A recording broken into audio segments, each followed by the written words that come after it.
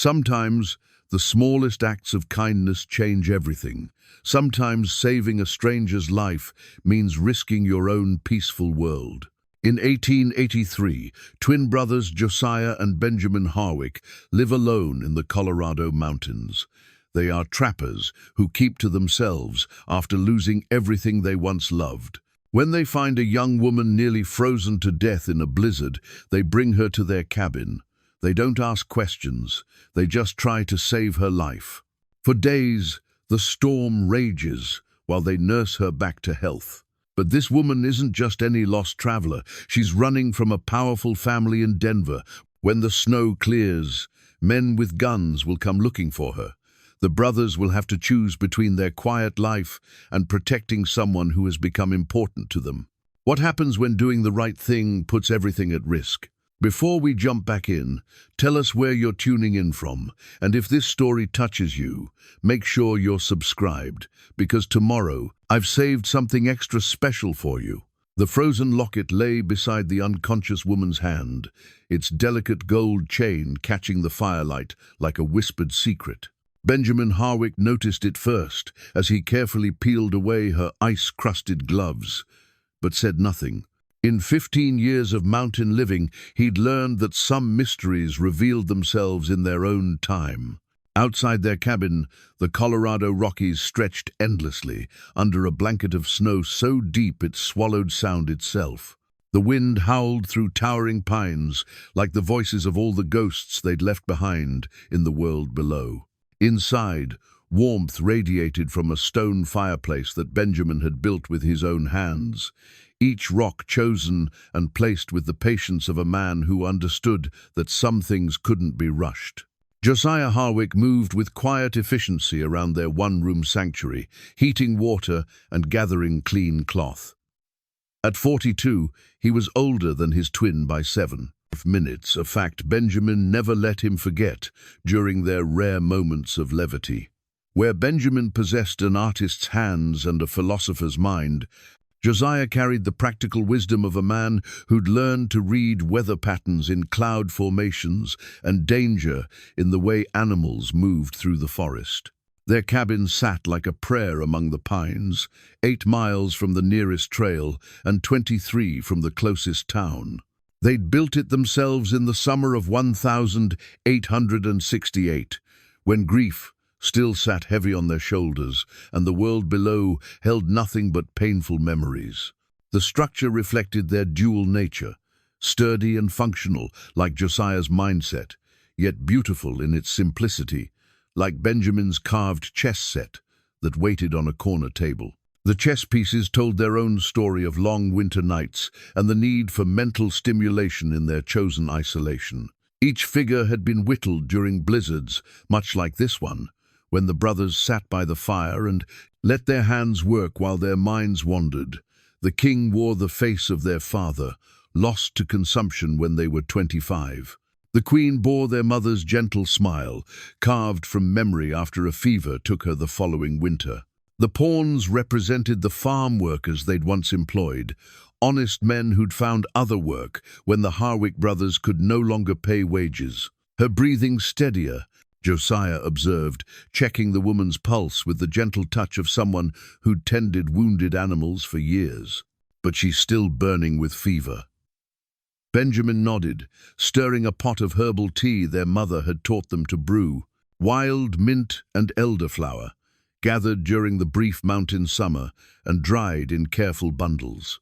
The hypothermia's breaking, but her body's fighting something else. Look at her hands. Josiah examined the woman's fingers more closely.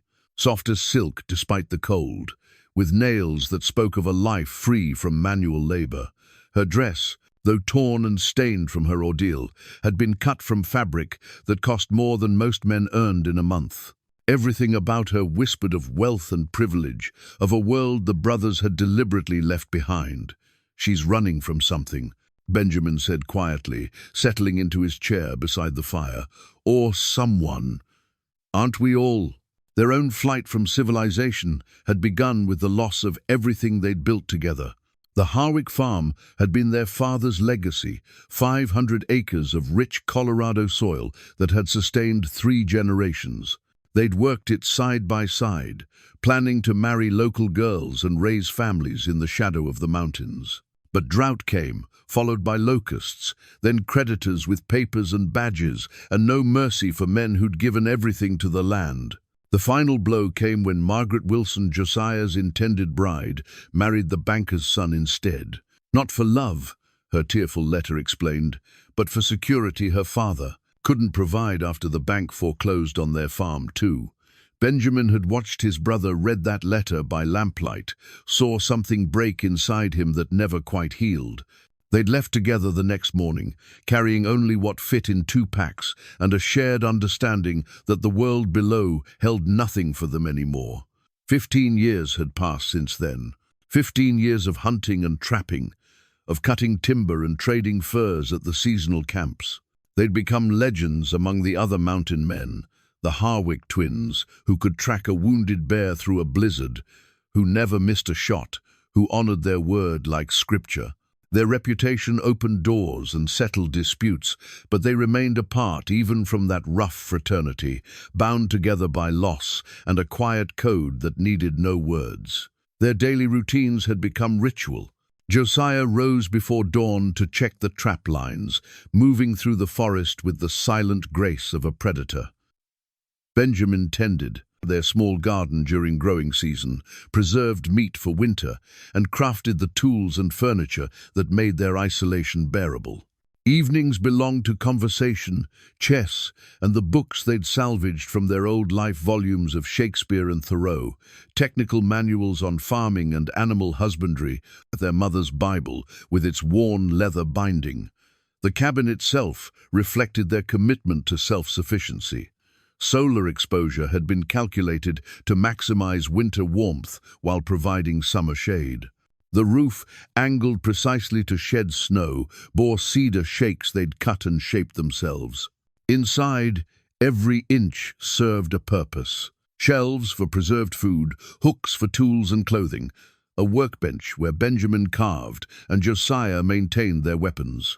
The single luxury was space. They'd built the cabin larger than necessary because cramped quarters led to conflict, and conflict could kill when the nearest help was days away. Their moral code had evolved from necessity and shared trauma. They took only what they needed from the forest, never more. They helped other travelers when possible, asking nothing in return. They settled disputes with words when possible, action when necessary, but never with unnecessary violence. Most importantly, they protected each other above all else, a brotherhood forged in loss and tempered by isolation. The woman stirred, murmuring something in her delirium. Benjamin leaned closer, catching fragments of words that spoke of Denver's grand mansions and gaslit streets. Her fever dreams painted pictures of ballrooms and business meetings, of a father's love and a suitor's unwanted attention. She spoke a name, Cornelius, with a mixture of affection and frustration that told its own story. "She's educated," Benjamin observed. "Listen to her speech patterns. Classical training, expensive tutors." Josiah nodded grimly. "Which means people will come looking for her, wealthy people with resources and connections." They both understood the implications. Their carefully constructed isolation depended on anonymity, on being forgotten by the world below. A missing rich girl would bring searches, questions, attention they couldn't afford. Yet the alternative, turning her out into the storm, violated everything they believed about human decency. The storm outside intensified, wind driving snow against their windows with increasing fury. Josiah checked their supplies, dried meat, preserved vegetables, flour, coffee, calculating how long they could sustain 3 people if the weather held. Benjamin added another log to the fire, watching sparks dance up the chimney like tiny prayers. "We'll keep her alive," Josiah said finally. "Whatever comes after, we can live with." "But we couldn't live with letting her die."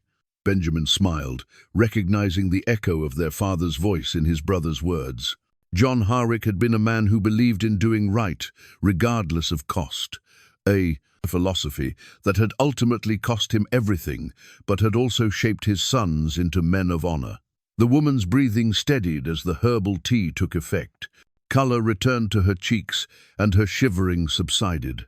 Whatever battles she'd been fighting in her fever dreams seemed to ease, replaced by the deep sleep of genuine healing. The frozen locket beside her hand caught the firelight again, its surface warming slowly in the cabin's gentle heat. Outside, the blizzard raged on, sealing them all in together with whatever secrets and consequences morning might bring. But for now, in the warm circle of firelight, three strangers had found sanctuary in the vast wilderness of the human heart. Tomorrow would bring its own challenges, its own choices between safety and honor.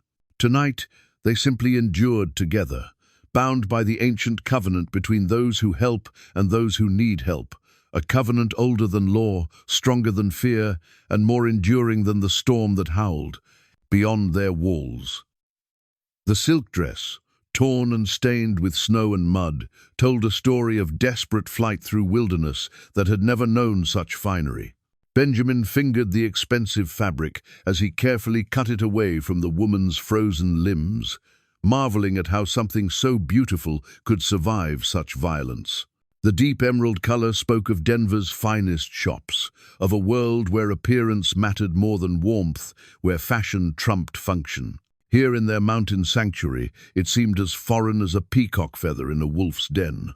The rescue itself had been a thing of brutal necessity and practiced efficiency. Josiah had found her first, following wolf tracks along the ridge trail when the storm began its furious assault on the mountains. He'd been checking their furthest trapline, racing against the weather that promised to bury the high country for days. The wolves had found her scent before him, their excited yipping drawing his attention to what looked like a snow-covered log beside the narrow pass. But logs didn't wear silk dresses or clutch gold lockets with the desperation of the dying. She'd been unconscious when he reached her, her lips blue with cold, and her breathing so shallow he'd feared she was already gone. Her horse was nowhere to be seen, either fled in panic or buried somewhere in the growing drifts. Tracks around her position told the story of a hard fall, perhaps when her mount stumbled on the treacherous footing. How long she'd lain there was impossible to determine, but the ice crystals in her hair suggested hours rather than minutes. Josiah had gathered her in his arms like a child, surprised by how light she felt, despite her tall frame. Wealth, he'd learned from his past life, often came with the privilege of never knowing real hunger.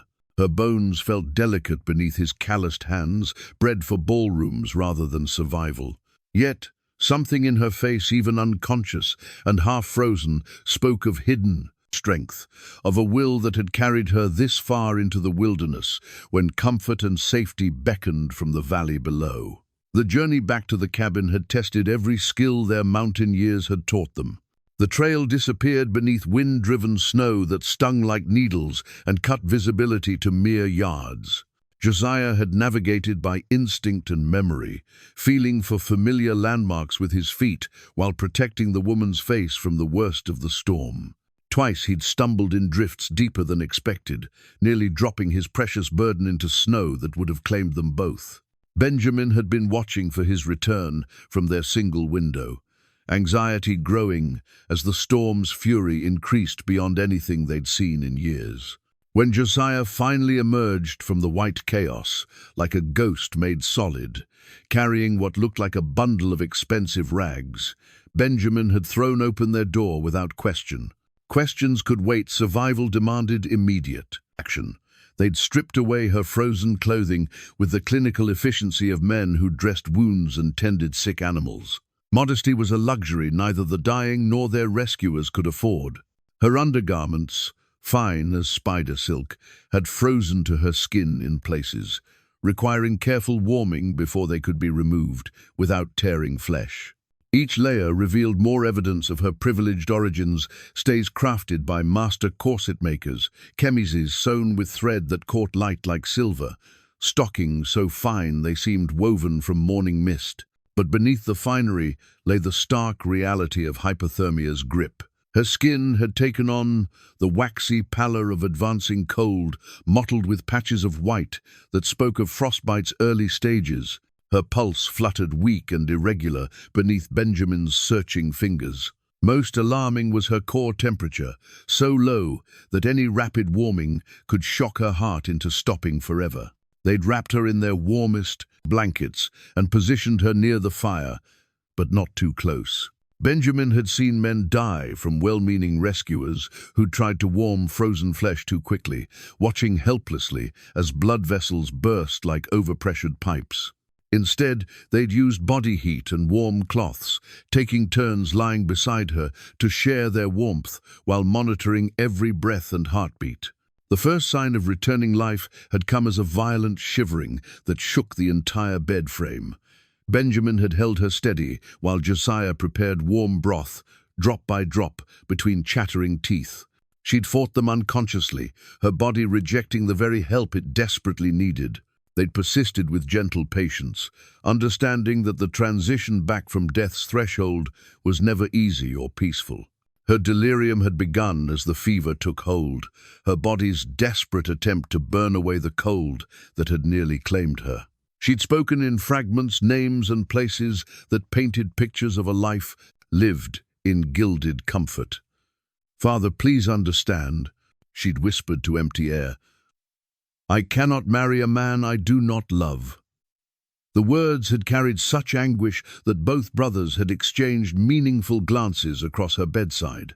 Between fevered outbursts, they'd pieced together fragments of her story. She'd mentioned Denver's Grand Central Hotel, the Union Club, where powerful men made decisions that shaped the territory's future. A name had emerged repeatedly, Remington, spoken with the mixture of love and exasperation that marked family relationships strained by opposing wills. She was running from something, that much was clear. Something that had driven her to risk death in the wilderness rather than face whatever waited in civilization. The expensive riding habit she'd worn told its own tale of desperate flight. Cut for show rather than warmth, it had been wholly inadequate for mountain weather. The boots were tooled leather masterpieces that had never known mud or stones before their owner's wild ride into the high country. Everything about her preparation, or lack thereof, spoke of a decision made in haste, driven by desperation rather than careful planning. "She's not just wealthy," Benjamin had observed during one of their quiet consultations while she slept. "She's connected. The kind of connected that brings federal marshals when someone goes missing." Josiah had nodded grimly, understanding the implications for their carefully guarded isolation. "We could be charged with kidnapping just for helping her." Yet neither brother had seriously considered turning her away once she was found. Their code wouldn't permit abandoning anyone to die in the wilderness, regardless of the consequences. They'd made their choice the moment Josiah had lifted her from the snow, accepting whatever complications her presence might bring. As the storm outside reached its full fury, rattling their shutters and piling snow against their door, they'd settled into the rhythm of caring for someone whose very existence threatened everything they'd built. They took turns monitoring her condition, forcing liquid between her lips when consciousness briefly returned, adjusting blankets when her shivering became too violent. The contrast between her refinement and their rough mountain home had been stark and somehow beautiful. Her delicate features looked almost ethereal against their hand-sewn pillows, like a princess from the fairy tales their mother had read them as children. Yet there was strength in the set of her jaw, determination in the way her hands had clutched that locket, even in unconsciousness. Whatever had driven her to risk death in the mountains, it had required courage that many men would have lacked. By the second day, her fever had broken enough for brief moments of clarity. She'd looked around their cabin with wonder rather than fear, taking in the rough-hewn walls and handmade furniture with eyes that spoke of intelligence and adaptability. When she'd tried to speak, they'd given her water instead of answers, understanding that healing required rest more than conversation. Where she'd begun, her voice hoarse from cold and fever. "Safe," Josiah had replied simply, "Rest now. Questions can wait." She'd nodded and closed her eyes, but not before both brothers had seen something that made their hearts skip gratitude so pure and profound it seemed to illuminate her entire face. Whatever else she might be, whatever complications her presence might bring, she was someone who understood the value of kindness freely given.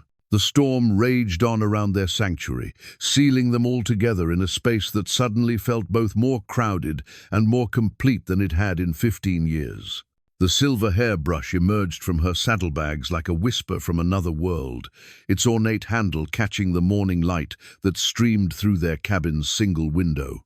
Benjamin turned it over in his weathered hands, studying the intricate crest, engraved in its surface, a soaring eagle clutching arrows and olive branches, surrounded by scrollwork that spoke of old money and older power. The letter R sat prominently at the center, confirming what her fevered words had already suggested. "Remington," he said quietly, showing the brush to Josiah as their patient slept peacefully for the first time in 3 days. Josiah whistled low under his breath. Even in their mountain isolation, they'd heard stories of Cornelius Remington, railroad baron, mining magnate, a man whose decisions could make or break entire towns. If this woman belonged to that family, her disappearance would bring more than just searchers. It would bring an army. She stirred as they spoke, consciousness returning gradually like dawn breaking over the peaks. Her eyes a striking green that reminded Benjamin of deep forest pools, focused first on the rough-hewn ceiling, then swept the cabin with intelligent assessment. When her gaze found the 2 men standing beside her bed, she showed no fear, only cautious gratitude. "You saved my life," she said, her voice still hoarse, but carrying the cultured tones of expensive education. "I remember the storm, falling from my horse. After that, you've been unconscious for 3 days, Josiah explained gently. "The hypothermia nearly took you." She tried to sit up, wincing as movement reminded her of injuries both old and new. Benjamin moved quickly to support her, noting how she accepted his help without the usual aristocratic reluctance to be touched by rough hands. Whatever had driven her into the wilderness had also stripped away some of society's more foolish pretensions. "I'm Isabel," she said, offering only her given name, "and I'm deeply in your debt." "Josiah Harwick," he replied, indicating his brother. "Benjamin, we don't take payment for helping folks in need." Her smile transformed her entire face, revealing the warmth and humor that expensive portraits never quite captured. "I suspect you don't take payment for much of anything up here. This place, it's like something from a storybook." Benjamin felt an unexpected flush of pride at her obvious appreciation for their home. Most visitors from the civilized world saw only roughness and deprivation, where Isabel seemed to recognize craftsmanship and careful thought. Her gaze lingered on his carved chess set, the fitted joints of their furniture, the way every detail had been considered for both function and beauty. "You built this yourselves," she observed. "It wasn't a question. 15 years ago," Josiah confirmed, "been adding to it ever since. It's beautiful." She meant it, he could tell. "I've seen mansions in Denver that weren't half so welcoming." The mention of Denver hung in the air between them, like smoke from a distant fire. Benjamin held up the silver brush, watching her expression carefully. "This fell from your bags. The crest belongs to my father." She took the brush with hands that trembled slightly, whether from weakness or emotion he couldn't tell. "Cornelius Remington. I suppose you've heard the name." Both brothers nodded. Everyone in Colorado had heard of Cornelius Remington, the man who'd built an empire from nothing and ruled it with an iron fist wrapped in velvet gloves. What they hadn't expected was the pain that crossed her features when she spoke of him. "I ran away," she said simply, "from an engagement party, from a marriage I cannot accept." "To whom?" Benjamin asked gently. "Harrison Blackthorne. Do you know that name as well?" Josiah's jaw tightened. Even mountain hermits heard stories about Harrison Blackthorne railroad money from back east, political connections that reached Washington, a reputation for getting what he wanted, regardless of who stood in his way. Not a man any father should force on his daughter, regardless of business advantages. "I love my father," Isabel continued, staring into the fire as if seeing visions there. "But he sees this marriage as necessary for our family's survival. Blackthorne has leverage over some of our business dealings, debts that could destroy everything father has built. He's offered to forgive them in exchange for my hand." "And you refused?" Benjamin said. "I ran."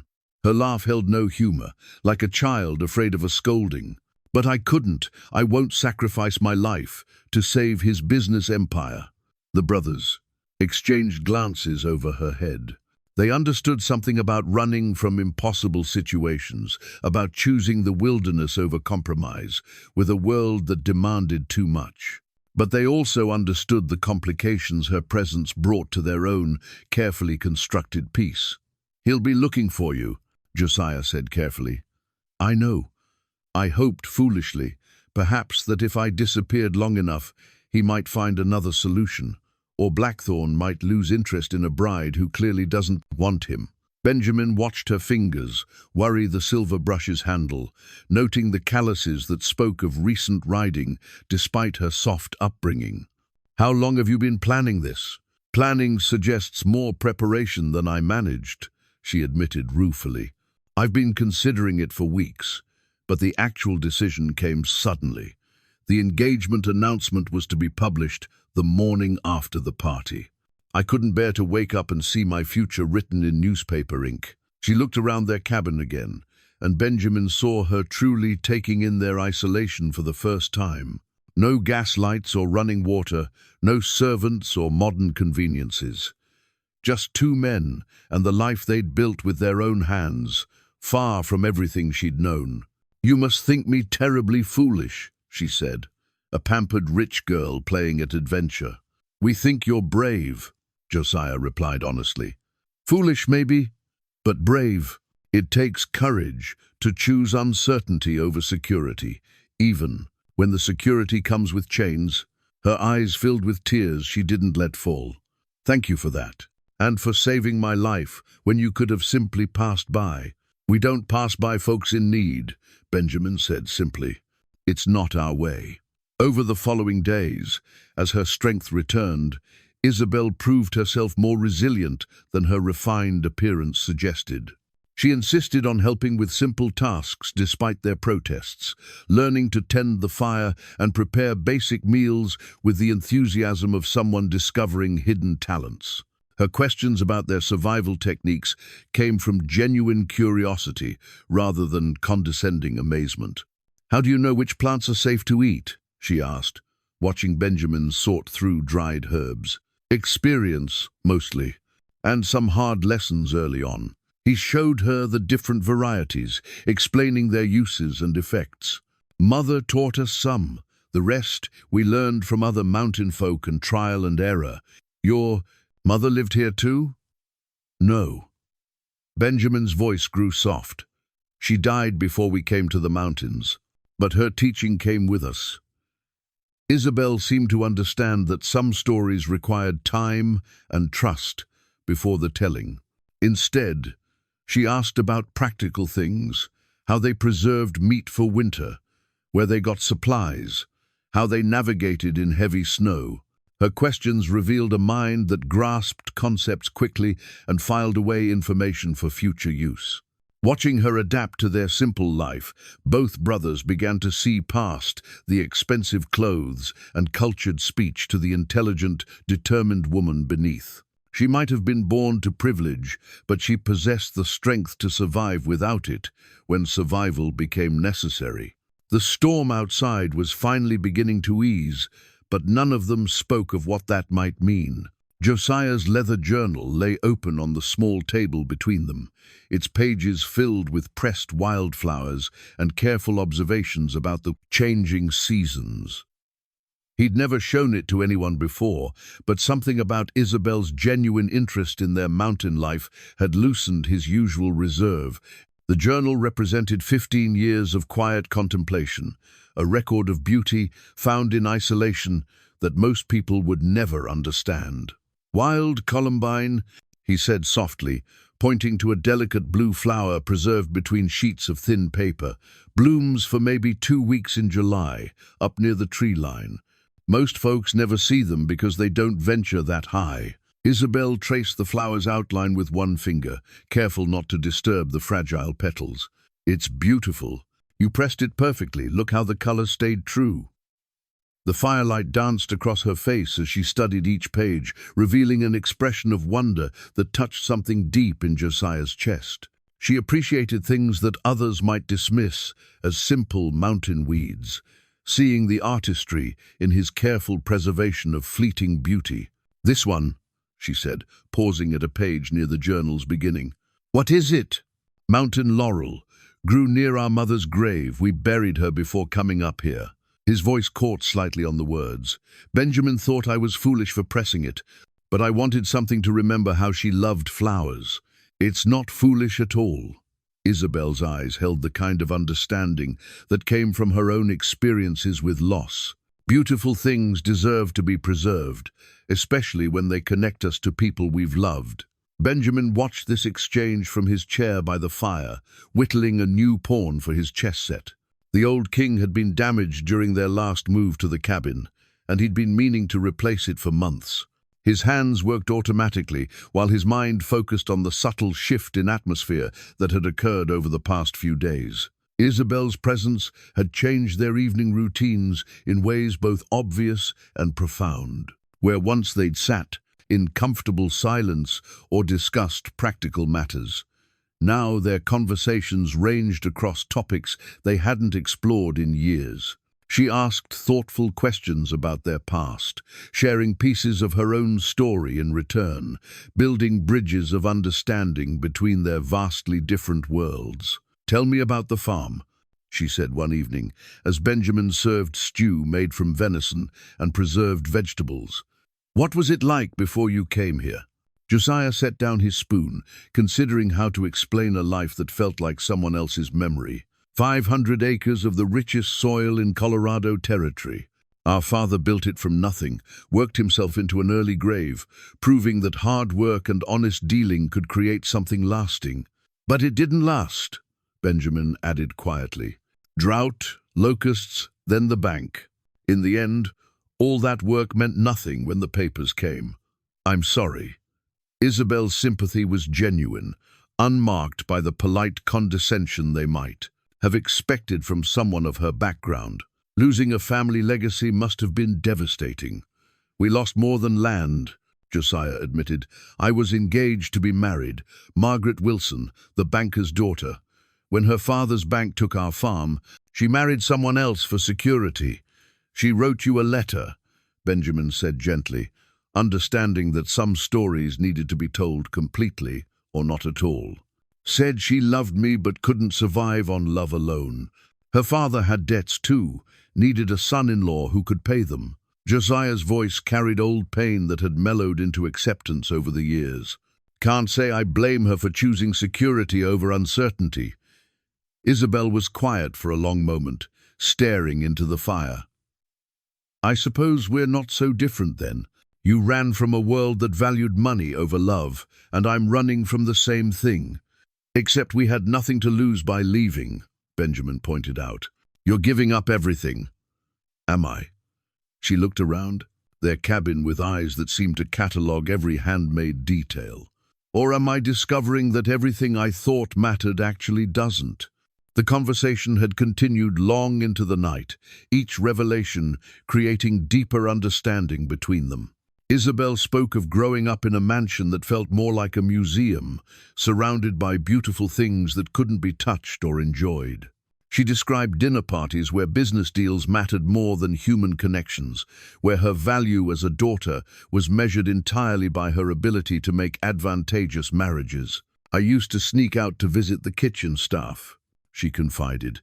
"Their children played games and told stories, while mine were conducted like military exercises designed to teach proper deportment." "Did you ever have friends your own age?" Benjamin asked. Other girls from suitable families, yes, but friendship requires honesty, and I was never allowed to be honest about anything that mattered. We discussed fashion and gossip while our fathers negotiated which of us would marry which sons to benefit their business interests. Josiah found himself studying her face in the firelight, noting how animated she became when discussing things that truly interested her. Her questions about survival techniques and wilderness lore came from genuine curiosity, not idle politeness. When she helped with cabin tasks, her movements showed increasing confidence and skill. "You're a natural at this," he observed one afternoon as she successfully started a fire on her third attempt. "Perhaps because it's the first useful skill anyone's ever allowed me to learn," she replied with a rueful smile. "In Denver, ladies aren't supposed to know how anything actually works. We're meant to be decorative and agreeable, nothing more." "That seems like a waste," Benjamin said, meaning it. "You've got a good mind and steady hands. Could probably learn anything you set your heart to." The compliment brought color to her cheeks that had nothing to do with the fire's warmth. "Thank you for saying that. Most men in my social circle prefer women who ask no questions and express no opinions." "Most men are fools," Josiah said simply. Their eyes met across the small space, and something passed between them that made Benjamin quietly excuse himself to check their wood supply. He'd seen the growing attraction between his brother and their unexpected guest, watched it develop through shared conversations and small kindnesses. Rather than jealousy, he felt a quiet satisfaction that Josiah might finally have found someone worthy of his careful heart. Outside, the storm had finally begun to ease after 4 days of relentless fury. Snow still fell, but gently now, adding to drifts that reached nearly to their windows. The silence felt different, somehow expectant rather than oppressive, as if the mountain itself was holding its breath. When Benjamin returned to the cabin, he found Josiah showing Isabel how to read the chess pieces' carved faces. Her fingers traced the tiny features with the reverence of someone who understood that art could be found in the simplest things, that beauty didn't require a museum or a price tag to have value. "This is your mother," she said, holding the queen piece up to the light. "As I remember her," Josiah confirmed. "Benjamin carved it from memory the winter after we arrived. She looks kind and strong." She was both. Watching them together, Benjamin felt something he hadn't experienced in 15 years, hope for a future that included more than just survival and solitude. The wanted poster crackled in Benjamin's weathered hands like dry leaves, its bold black letters announcing a reward that made both brothers exchange worried glances. $1,000 for information leading to the safe return of Miss Isabel Remington, last seen fleeing Denver on horseback during a severe winter storm. The amount represented more money than most mountain folk saw in 5 years. Enough to turn friends into bounty hunters and transform their isolated sanctuary into the center of a manhunt. Josiah had found the poster nailed to a tree near their furthest trapline, one of dozens that searchers had spread throughout the high country.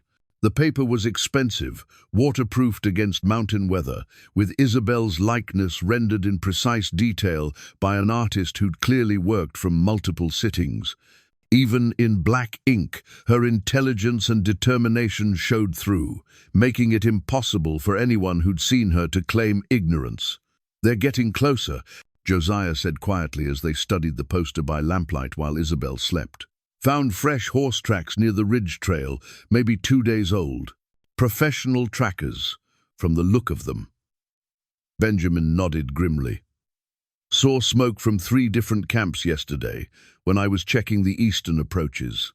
They're working a grid pattern, systematic as military scouts.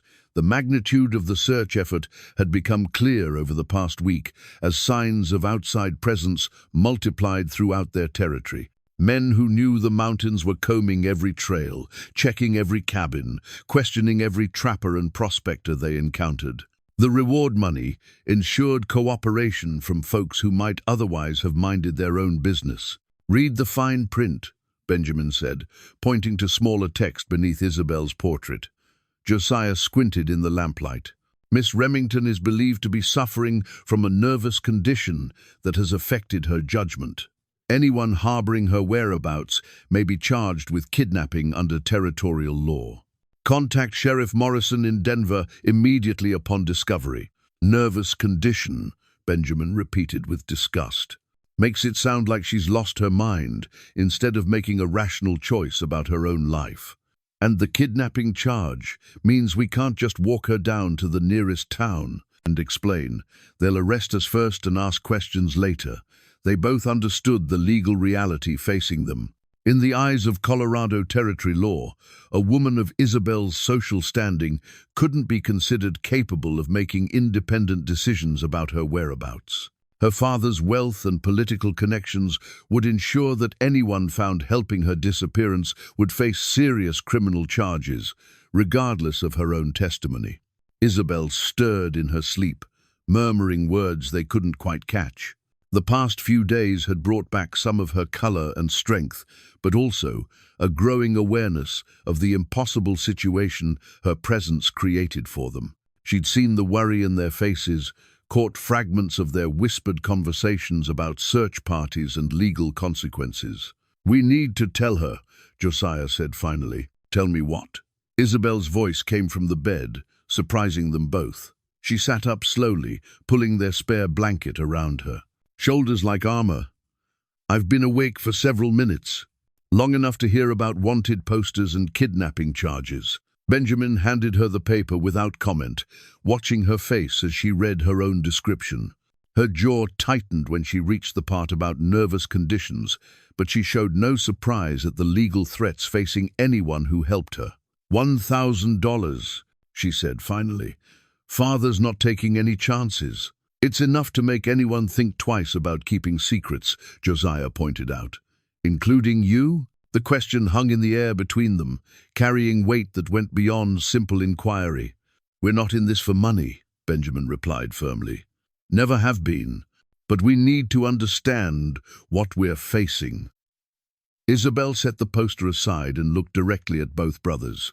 "What you're facing is association with a woman whose family has more power than sense and more money than morality. The nervous condition claim gives them legal justification to force me home regardless of my own wishes. And the kidnapping threat ensures that anyone who helps me will be treated as a criminal. They can't actually prove kidnapping if you testify that you came here willingly," Josiah argued. "Can't they?" Isabel's smile held no humor. "Harrison Blackthorne has judges in his pocket from here to Washington.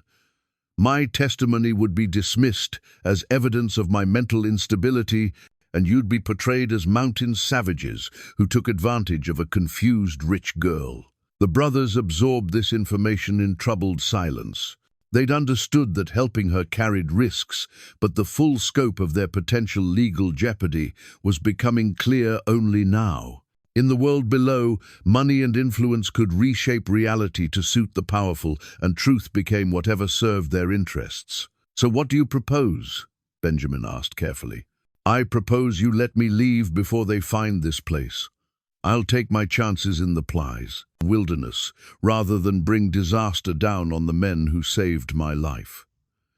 "Absolutely not," Josiah said with a firmness that surprised even him. "You'd be dead inside a week, and we'd never forgive ourselves." "Better me dead than all three of us in chains," she replied pragmatically. "There's another option," Benjamin said slowly, an idea forming as he spoke. "We could disappear together, head deeper into the mountains, find territory the searchers haven't reached yet." Isabel stared at him. "You'd abandon your home? Everything you've built here?" "We've done it before," Josiah reminded her. "Left everything behind when staying became impossible. This cabin's just wood and stone. What matters is staying free. But this is different. You chose this isolation, built this life deliberately. I have no right to force you to give it up because of my problems." "You're not forcing anything," Benjamin said gently. "We're choosing to help someone who matters to us." The simple declaration brought tears to her eyes that she tried unsuccessfully to hide. "Why? You barely know me." "We know enough," Josiah replied. Know you're brave enough to risk everything for your principles. Know you're kind enough to worry about strangers who've shown you hospitality. Know you're strong enough to survive in a world that tried to make you weak. And we know what it's like to run from people who think they own your life, Benjamin added. The only difference is we had nothing to lose when we left. You're sacrificing everything for the chance to be free. Isabel wiped her eyes with the back of her hand, a gesture that seemed both vulnerable and determined. If we do this, if we run deeper into the mountains, there's no guarantee we'll survive. Winter's not over, supplies are limited, and they'll keep hunting until they find us. Then we'd better make sure they don't find us, Josiah said simply. Outside, the sound of distant horses carried on the night wind, still far away, but close enough to remind them all that time was running short. Benjamin's military medal lay heavy in his palm, its bronze surface tarnished by years of deliberate concealment. The Congressional Medal of Honor had been hidden in a wooden box beneath loose floorboards for 15 years, buried along with memories of a war that had taught him too much about death and not enough about living. Now, as search parties closed in on their sanctuary, he found himself studying the ribbon's faded colors and remembering skills he'd hoped never to use again. "Gettysburg," he said quietly, showing the medal to Josiah and Isabel as they huddled around their table, making plans. "Third day, when Pickett's charge broke against our lines. I held a position that should have fallen, kept firing when everyone else had retreated or died." Josiah stared at his brother with new understanding. "You never told me about this." "Some things are better left buried," Benjamin's fingers traced the medal's surface, feeling the weight of memories attached to it. "But if we're going to survive what's coming, you need to know what I learned about fighting when retreat isn't an option." Isabel reached across the table to touch his weathered hand. "What did you learn?" "That desperate men with nothing to lose are more dangerous than armies with everything to gain. That knowing the ground gives you advantages no amount of numbers can overcome. And that sometimes the only way to save what you love is to risk losing everything else." The tactical knowledge that had made him a decorated soldier began reshaping their escape plans. Where Josiah had suggested simply fleeing deeper into the mountains, Benjamin saw opportunities for misdirection and strategic advantage. Their pursuers expected to find either cowering refugees or empty wilderness. They wouldn't be prepared for organized resistance from men who understood both the terrain and the art of war. "They're using a standard military search pattern," he explained, sketching lines on paper with a charcoal stick. "Overlapping zones, coordinated timing, established checkpoints. Very effective against conventional targets, but it has weaknesses." "What kind of weaknesses?" Isabel asked, leaning closer to study his rough map. "Predictability. Once you understand their pattern, you can move through the gaps between search zones. Stay ahead of their sweep, use terrain they consider impassable, hit supply lines they think are secure." Josiah looked troubled. "You're talking about fighting them, not just avoiding them." "I'm talking about surviving them," Benjamin corrected. "These aren't just local trackers looking for reward money anymore. Some of those men I've spotted are professionals, bounty hunters, maybe even Pinkertons. They won't give up just because we disappear into the wilderness." The conversation was interrupted by Isabel's sharp intake of breath. She'd moved to the window and was staring down the valley with an expression of mingled fear and determination. There's smoke rising from the Miller cabin. 3 columns, very deliberate. Benjamin joined her at the window, immediately understanding the significance. The Miller place had been abandoned for 2 years, but someone was using it as a signal station. 3 columns meant searchers had found sign of their quarry and were coordinating with other teams. "How long before they reach us?" Josiah asked. 6 hours, maybe 8 if the snow slows them down, Benjamin estimated. "Not enough time to pack everything, but enough to take what we need for extended wilderness travel." They moved with practiced efficiency, born of years preparing for emergencies that had never come. Josiah gathered their best weapons and ammunition, while Benjamin selected tools and medical supplies. Isabel, despite their protests, insisted on helping, sorting through preserved food and winter clothing with hands that shook only slightly. "Take this," she said, pressing her gold locket into Josiah's palm. "If something happens to me, you can use it to prove I came willingly. Maybe it will protect you from the kidnapping charges." "Nothing's going to happen to you," he replied firmly, but he pocketed the locket anyway. The packing revealed how much their mountain life had expanded beyond mere survival. Books they'd accumulated over the years, chess sets and carved figures, pressed flowers and handwritten journals, all the small treasures that transformed a shelter into a home. Leaving them behind felt like a second exile, another abandonment of everything they'd built together. "I'm sorry," Isabel said quietly as they worked. "This is all my fault." "No," Benjamin said with quiet conviction. "This is the fault of people who think money gives them the right to control other people's lives. You're just the one brave enough to fight back." As afternoon shadows lengthened, they completed their preparations. 3 packs contained everything essential for survival: food, medical supplies, ammunition, basic tools. The cabin itself would tell no stories to their pursuers. They'd removed or destroyed anything that might reveal which direction they'd gone or how well prepared they were for extended travel. "One more thing," Benjamin said, retrieving a small leather pouch from their hiding place. Inside were gold coins they'd accumulated through years of trading furs and handcrafted goods. Emergency money. Enough to buy supplies or passage if we need to leave the territory entirely. The weight of that possibility settled over them all. Leaving Colorado meant abandoning not just their cabin, but their entire way of life, perhaps forever. Yet none of them spoke of surrender or turning back. As twilight approached, they made their final preparations. Weapons were loaded and checked, escape routes memorized, contingency plans discussed.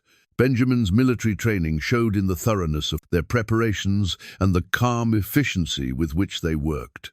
"If we get separated," he instructed, "head for the old mine shaft near Eagle Peak. It's defensible, has water, and most people think it's been played out for years. We'll regroup there and decide our next move." Josiah took Isabel's hands in his, looking directly into her eyes. "Are you certain about this? Once we leave here, there's no going back to your old life. Your father will disown you, society will shun you, and you'll be living as a fugitive from your own family." "I'm certain," she replied without hesitation. "I'd rather live free in the wilderness than die slowly in a gilded cage." He kissed her then, gently but with all the emotion that had been building between them over the past days. When they separated, both Benjamin and Isabel could see that something fundamental had changed between them, a commitment that went beyond mere attraction or shared danger. "Time to go," Benjamin said quietly, shouldering his pack. They left the cabin as darkness fell, moving silently through snow that muffled their footsteps. Behind them, the warm glow from their windows faded into memory. Ahead lay uncertainty, danger, and the slim chance of finding a life together beyond the reach of those who would force them apart. The hunt was beginning in earnest, but now the hunted were prepared to fight back. Cornelius Remington's gold pocket watch caught the morning sunlight as he snapped it closed, the engraved eagle on its surface gleaming like a promise of power. The timepiece had belonged to his own father, carried through the California goldfields, and later through the building of an empire that stretched from Denver's banking houses to the railroad yards of Kansas City. Now, it marked moments that could determine whether that empire would survive to see another generation. 2 hours behind schedule, he announced to the assembled search party, his voice carrying the authority of a man, accustomed to being obeyed without question. "The trail is fresh. They left that cabin sometime after midnight." Benjamin watched from a concealed position among the rocks above their abandoned home, studying the man whose influence had driven them into the wilderness. Cornelius Remington looked nothing like the ruthless industrialist of reputation. Instead, he appeared to be what he was, a worried father in his 50s, grey-bearded and travel-worn, whose expensive clothes couldn't hide the exhaustion etched into his weathered features. "Sir," one of the professional trackers called out, kneeling beside the cabin's front door. They left in a hurry but took time to cover their tracks. "These aren't panicked refugees. Someone here knows wilderness craft." "The Harwick brothers," Remington replied, consulting a leather folder thick with reports. "Benjamin served with distinction in the war between the states. Received the Congressional Medal of Honor at Gettysburg.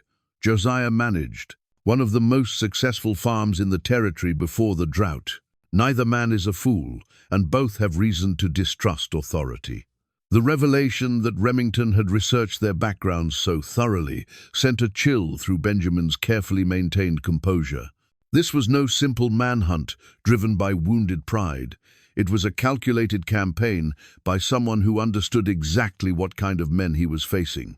Isabel stirred beside him in their rocky hiding place, her breath forming small clouds in the cold air. They'd spent the night in a narrow cave that Benjamin had discovered years earlier, waiting to see what kind of force would arrive at their cabin. The answer was sobering: 12 men, including Remington himself, all well armed and equipped for extended mountain travel. "Father," Isabel whispered, her voice carrying emotions too complex for easy categorization. "You know him?" Benjamin asked quietly. "Know him? He taught me to ride, to read, to think for myself, everything that made me strong enough to run from his plans for my life." She touched the rock wall between them and the search party below. "He's not evil, Benjamin, just afraid." "Afraid of what?" "Of losing everything he built, of failing to protect the people who depend on him." Her eyes filled with tears she refused to let fall. "Of losing me to choices he can't understand or control." Josiah appeared at Benjamin's shoulder, having completed his reconnaissance of the surrounding area. 8 more men positioned around the perimeter," he reported in barely audible tones. "Professional placement, overlapping fields of fire. They're not taking chances. And there's something else," he added, his expression troubled. "Saw riders coming up from the south, hard men with the look of bounty hunters. Whatever this is about, it's bigger than just finding one runaway daughter." Benjamin studied the approaching riders through a gap in the rocks. Even at distance, their purposeful movement and military-style formation suggested capabilities that went far beyond simple tracking. These were men who specialized in violence, the kind hired when negotiation was no longer an option. "Blackthorn's men," Isabel said, having followed his gaze. "Father must have told him I was missing. Why would your intended husband send armed men after you?" "Because Harrison Blackthorn doesn't believe in accepting no for an answer." Her voice carried a bitterness that spoke of personal experience with the man's character. "If he can't have me willingly, he'll take me by force and claim I was rescued from kidnappers." The tactical situation was becoming clearer to Benjamin's trained eye. Remington's search party represented official authority, legal, methodical, constrained by at least some regard for proper procedure. The approaching bounty hunters operated under different rules entirely, accountable only to whoever paid their wages and motivated by rewards that had nothing to do with justice. "We need to get closer," he decided. "Hear what they're saying, understand what we're really facing." Moving with skills learned during countless hunting expeditions, the 3 fugitives worked their way down through the rocks until they could overhear conversations in the valley below. What they learned changed everything they thought they understood about their situation. "Not just about the girl anymore," one of Remington's men was explaining. "Harrison Blackthorn's made it clear that anyone interfering with his plans will face serious consequences." "My daughter made her choice," Remington replied firmly. "I won't have her dragged back against her will." "With respect, sir, you may not have a choice. Blackthorn's got leverage over your railroad contracts, your mining operations, even your bank holdings. Cross him on this, and he'll destroy everything you've spent 30 years building." The pocket watch appeared again in Remington's. hands, its steady ticking audible in the morning stillness. He stared at its face, as if seeing reflections of all the compromises and difficult decisions that had brought him to this moment. "Then we have a problem," he said finally, "because I won't sacrifice my daughter's happiness to save my business empire, even if it means losing everything. Everything I built was meant to provide for her future.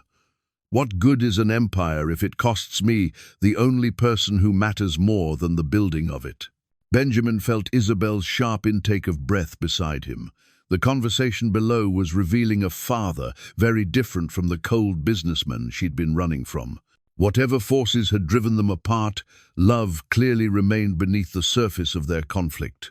The sound of approaching horses interrupted their eavesdropping as Blackthorn's men arrived. Their leader was a tall man with pale eyes and the kind of smile that never reached beyond his lips. He dismounted with casual arrogance, surveying Remington's search party like a general reviewing troops. "Cornelius," he said, his tone managing to be both familiar and condescending. "Still playing the devoted father, I see. Still playing the concerned fiancé." Remington replied coldly, "Oh, I'm very concerned. Concerned enough to bring additional resources to ensure we find your wayward daughter before she freezes to death in these mountains." He gestured to his men, whose weapons and equipment spoke of expensive preparation. "My associates specialize in retrieving valuable property from hostile environments. My daughter is not property. Your daughter is my intended bride, which makes her my responsibility as much as yours." Blackthorn's smile widened, revealing teeth as cold as his eyes. "I have significant investments in her future, investments I intend to protect. And if she refuses to marry you, she won't have a choice. The kidnapping charges against whoever's been hiding her will ensure her testimony is dismissed as Stockholm Syndrome. A few months in a private sanitarium will help her recover from this unfortunate episode, and we can proceed with our original plans."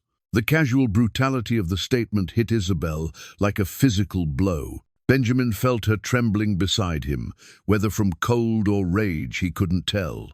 The scope of Blackthorn's manipulation was becoming clear, not just coercion, but a carefully orchestrated campaign to destroy her credibility and legal standing as an independent person. "Over my dead body," Remington said quietly. "That can be arranged," Blackthorn replied with the same pleasant smile.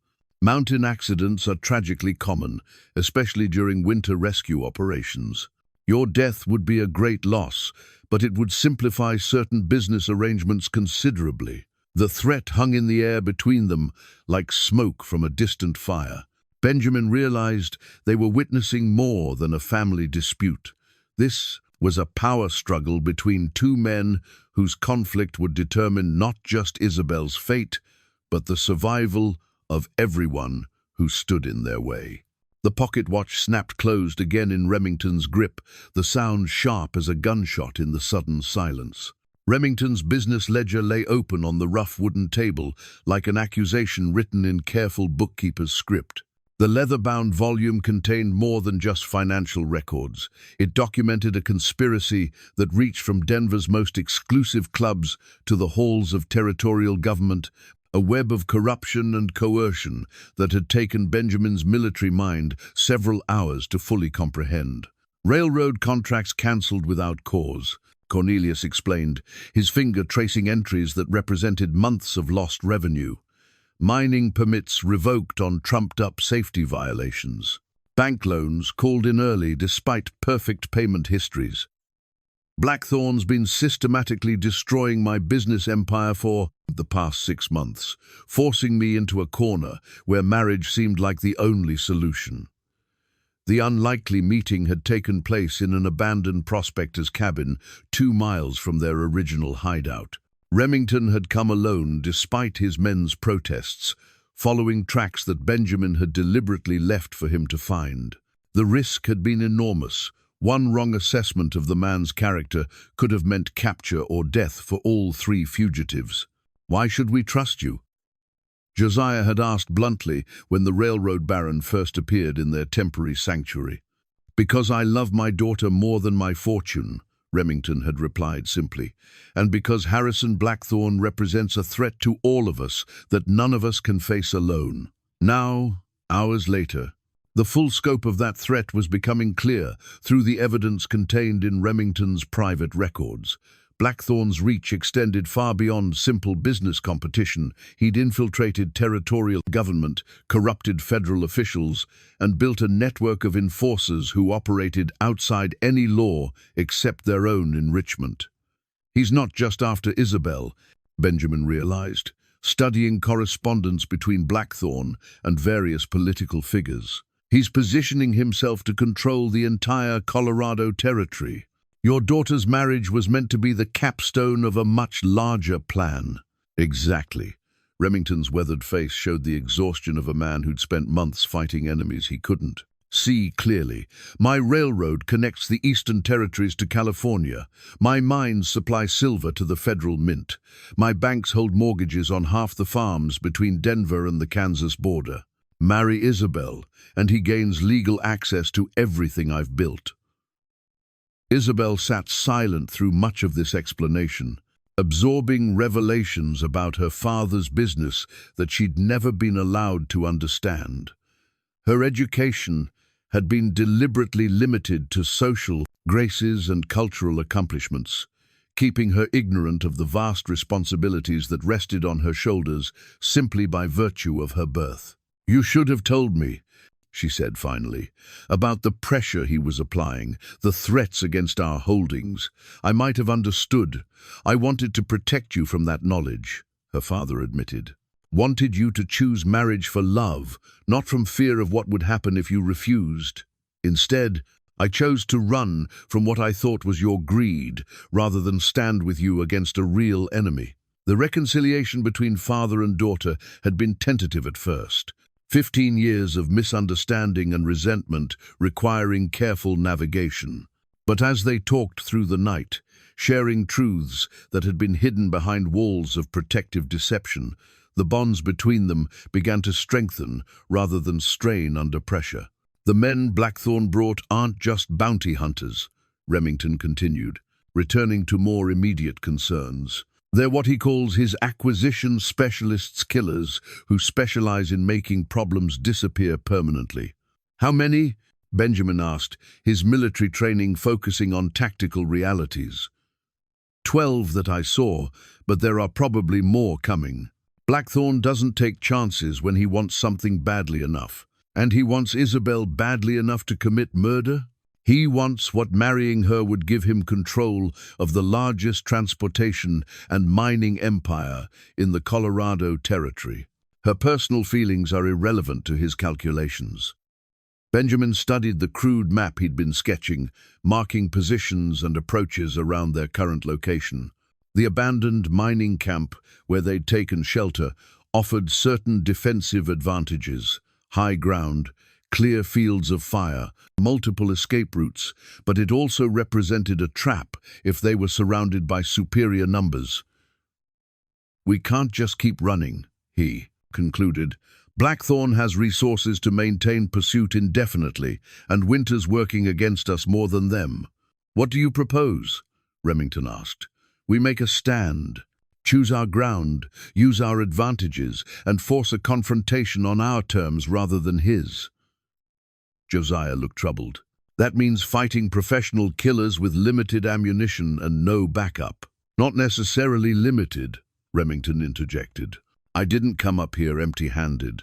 He led them outside to where his horse waited, revealing saddlebags packed with weapons and ammunition that spoke of careful preparation. Military-grade rifles, enough cartridges for an extended engagement, even a pair of Navy Colts that Benjamin recognized as top-quality sidearms. "Been planning this conversation for days," Remington explained. "Knew that if I found you, we'd either become allies or enemies. Preferred to be prepared for either possibility." The weapons represented more than just firepower. They symbolized trust being offered and accepted between men who'd been enemies by circumstance rather than choice.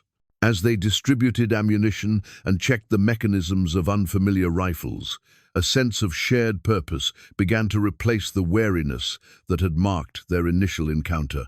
"There's something else," Remington said, producing a leather portfolio filled with legal documents.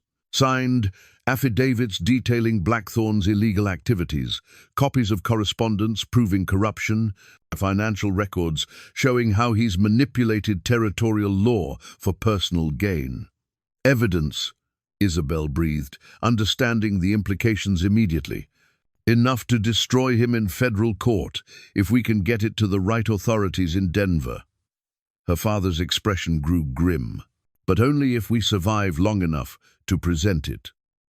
The afternoon was spent in careful preparation, combining Benjamin's military expertise with Remington's knowledge of their enemy's capabilities. They established fields of fire, prepared fallback positions, and cached supplies at strategic points around the mining camp.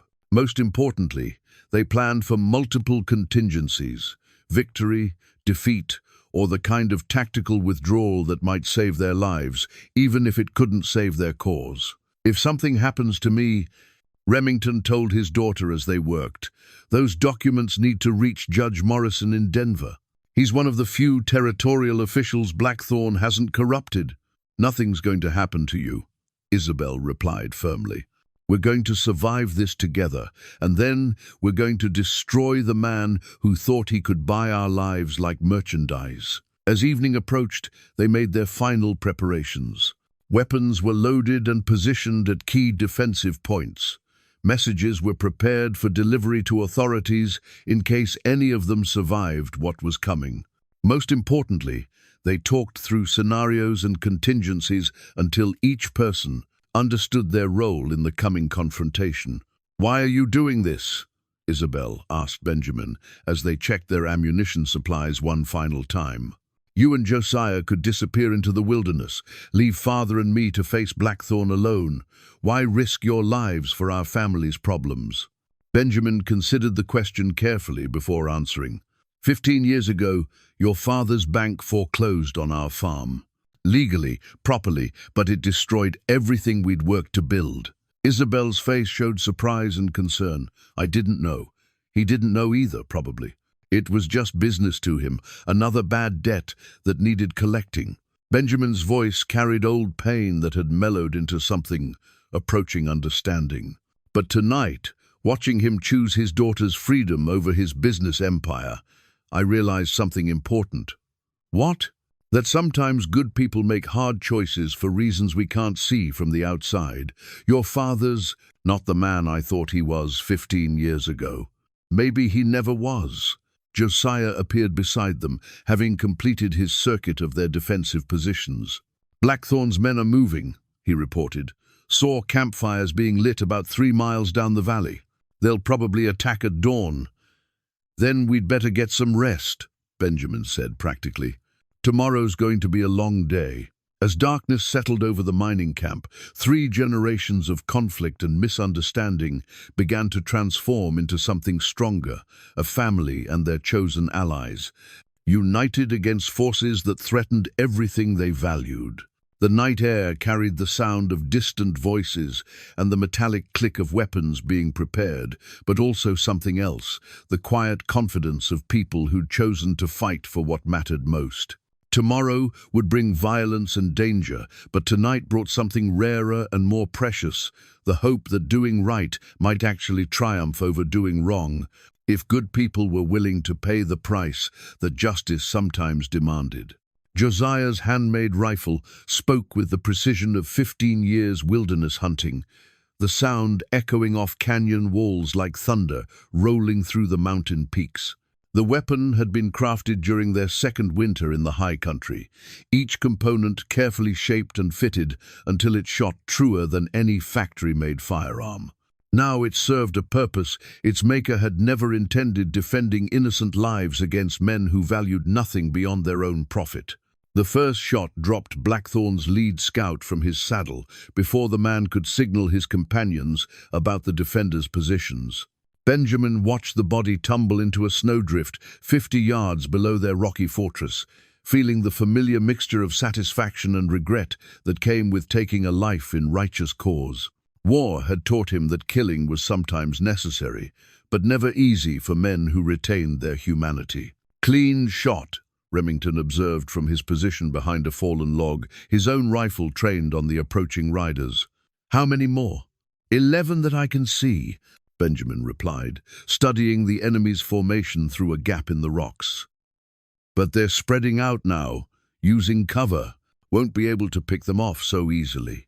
The mining camp they'd chosen for their stand commanded excellent views of the surrounding terrain, while offering multiple defensive positions among the abandoned buildings and equipment. Old mining carts provided mobile cover, while timber-reinforced excavations created natural trenches that could shelter defenders from enemy fire. Most importantly, the position offered 3 separate escape routes if their defense collapsed. Blackthorne himself remained well back from the initial assault, directing his men's movements from a position that kept him safely out of rifle range. Even at distance, his pale hair and expensive coat made him easily identifiable among the rough men he commanded. Benjamin noted the way the mercenaries moved, professional spacing, coordinated advances, tactical discipline that spoke of military training. "They know what they're doing," he warned his companions. "This isn't going to be easy." The first coordinated attack came from 3 directions simultaneously, forcing the defenders to split their attention and ammunition. Josiah held the eastern approach with his precision rifle, picking off targets that exposed themselves too carelessly. Remington covered the main trail with steady, methodical fire that spoke of hunting experience adapted to human quarry. Benjamin anchored their position at the camp's highest point, where his military training allowed him to direct their overall defense while engaging the most dangerous threats. Isabel crouched behind the stone foundation of an old assay office, reloading weapons and spotting targets for the men who were fighting to protect her freedom. Her father had insisted she stay in the safest position available, but she'd refused to remain completely passive while others risked their lives on her behalf. "Movement on the north ridge," she called out, pointing toward figures barely visible among the trees. Benjamin swung his rifle toward the new threat, firing quickly to suppress what looked like an attempt to flank their position. The shot went wide, but it forced the approaching men to seek better cover rather than continue their advance.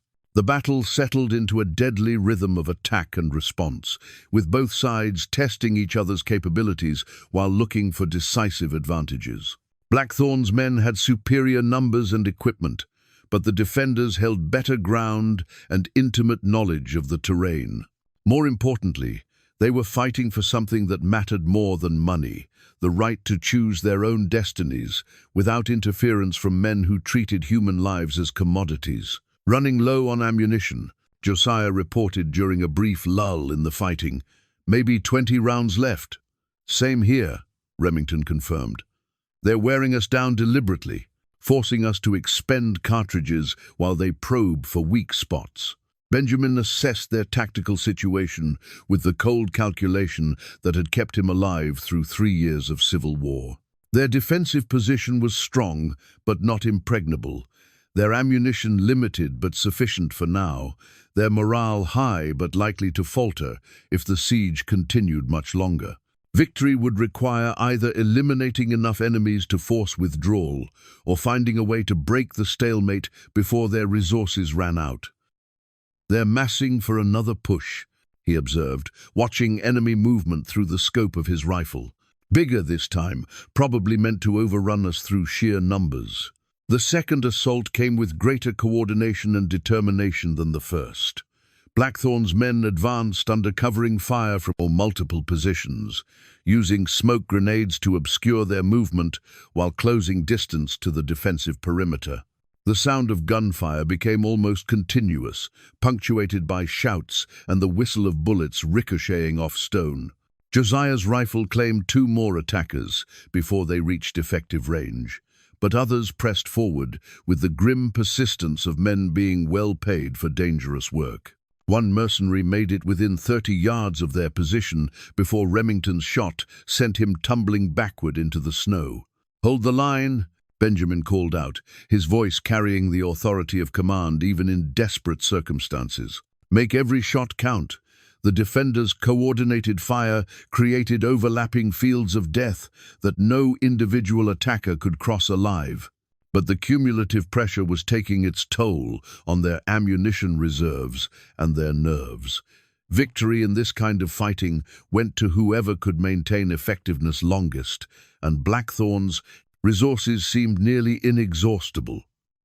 As the immediate assault faltered and pulled back, Benjamin realized they'd won the first round, but not the battle. The enemy would regroup, adapt their tactics, and return with even greater force. Unless something changed dramatically, the next attack might be their last. The broken manacle lay twisted in the snow like a promise fulfilled, its iron links snapped by the force of Benjamin's rifle, shot at point-blank range. The shackle had been intended for Isabel's wrists, carried by Blackthorn's men to ensure their valuable cargo couldn't escape during transport back to Denver. Now, it served as testament to the futility of trying to chain someone whose protectors understood that freedom was worth any sacrifice. Blackthorn himself had finally entered the battle when his hired killers failed to break the defenders' position through conventional assault. The pale-eyed man approached under a white flag, his expensive suit somehow still, immaculate, despite hours of mountain warfare, his smile as cold and calculating as ever. "Enough," he called out when he reached speaking distance. "This has gone on long enough. I'm prepared to offer generous terms for Miss Remington's return." "The only terms we'll accept," Benjamin replied from behind his rocky barricade, "involve you riding away and never coming back. I'm afraid that's not possible. Too much has been invested in this venture to simply abandon it now." Blackthorn's voice carried the reasonable tone of a businessman discussing routine transactions. "But I am prepared to pay substantially for your cooperation." "We're not for sale," Josiah said flatly. "Everyone's for sale, my friend. It's simply a matter of finding the right price." Blackthorn gestured toward his remaining men, who'd taken positions that commanded the defensive perimeter. $5,000 for each of you, plus safe passage out of Colorado territory. Enough money to start new lives, anywhere you choose. Remington stepped into view, his rifle trained steadily on the man who'd tried to destroy his family. "What about my daughter's choice in this matter? Your daughter will learn to appreciate the advantages of her new position. Young women often resist arrangements that are clearly in their best interests, but they adapt quickly enough when presented with reality."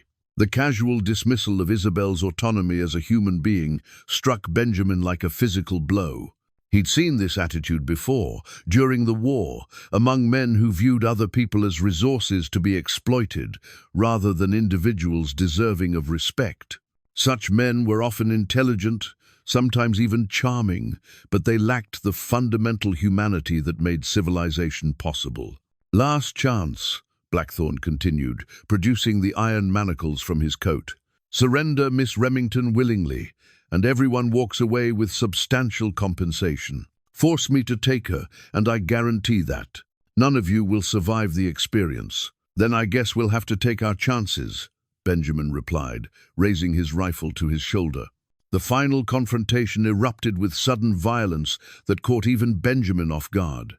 Blackthorn's men had been positioning themselves during the parley, using the conversation to gain tactical advantages that their leader's arrogance had just thrown away. Gunfire erupted from 3 directions as the mercenaries abandoned subtlety for overwhelming force. But the defenders had used the time wisely as well. Remington's shot took Blackthorn in the shoulder, spinning him around and sending the manacles flying into the snow. Josiah's precision rifle eliminated 2 attackers in rapid succession, while Benjamin's military training allowed him to coordinate their fire for maximum effectiveness. Isabel proved her courage when it mattered most, as one of Blackthorn's men broke through their perimeter and charged toward her position. She didn't freeze or flee. Instead, she grabbed a mining pick from the abandoned equipment and swung it with desperate strength, catching the attacker across the temple and dropping him instantly. "That's for thinking I was helpless," she said grimly, standing over the unconscious mercenary. The battle's turning point came when Remington's methodical fire found the enemy's ammunition supply. The explosions scattered Blackthorn's remaining men and eliminated their tactical cohesion, transforming an organized assault into panicked flight. Those mercenaries who could still move began retreating down the mountain, abandoning their wounded employer to whatever justice his intended victims chose to dispense. Blackthorn himself lay propped against a boulder, clutching his wounded shoulder while blood seeped between his fingers. His pale eyes held fury and disbelief that his carefully planned operation had collapsed so completely. "This isn't over," he gasped, as Benjamin approached with weapons trained on him. "I have resources, connections. You can't hide from me forever." "Maybe not forever." Benjamin agreed, but long enough. He gestured toward the leather portfolio that contained evidence of Blackthorn's criminal activities. "Your resources and connections are about to become legal liabilities. Federal judges take a dim view of corruption and conspiracy, especially when the evidence is this complete." The broken manacle caught sunlight as Benjamin picked it up, feeling the weight of iron that would never again constrain an innocent person. Around them, the mountain battlefield fell silent except for wind through the pines and the distant sound of retreating horses. "It's finished," Remington said quietly, lowering his rifle as he approached his daughter. "No," Isabel replied, embracing her father with fierce joy. "It's just beginning.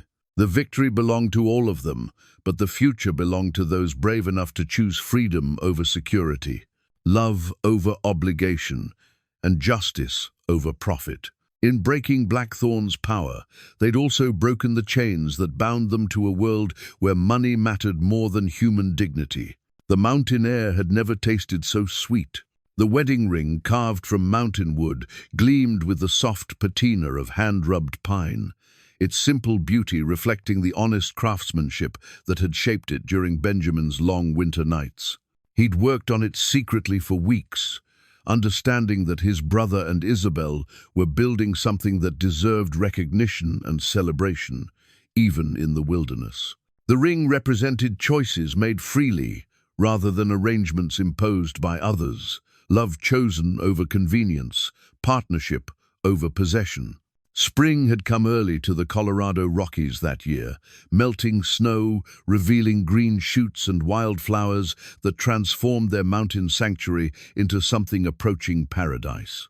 The wedding ceremony took place in a meadow above their rebuilt cabin, with Cornelius Remington performing the honors in his capacity as a territorial justice of the peace, a legal authority he'd rarely exercised until his daughter's happiness required it.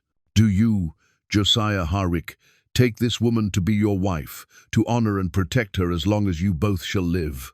"I do," Josiah replied, his voice carrying the quiet certainty of a man who'd found everything he'd never dared to hope for. "And do you, Isabel Remington, take this man as your husband, choosing freely the life you'll build together?" "I do," she said, her smile radiant as morning sunlight on fresh snow. The wooden ring slipped onto her finger with perfect fit, symbolizing not just their union, but the triumph of authentic values over artificial constraints. Around them, the mountain wilderness stretched endlessly, offering space for dreams that had no place in the civilized world below.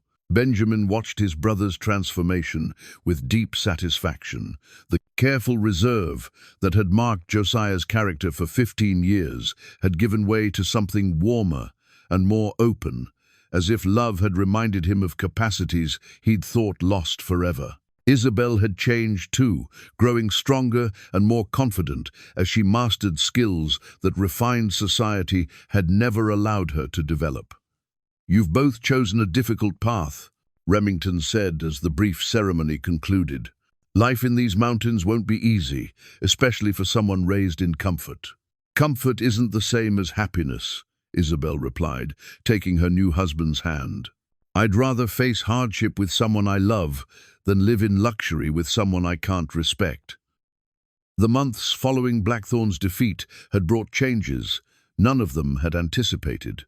The evidence contained in Remington's business ledger had indeed reached federal authorities, resulting in a sweeping investigation that toppled corrupt officials from Denver to Washington.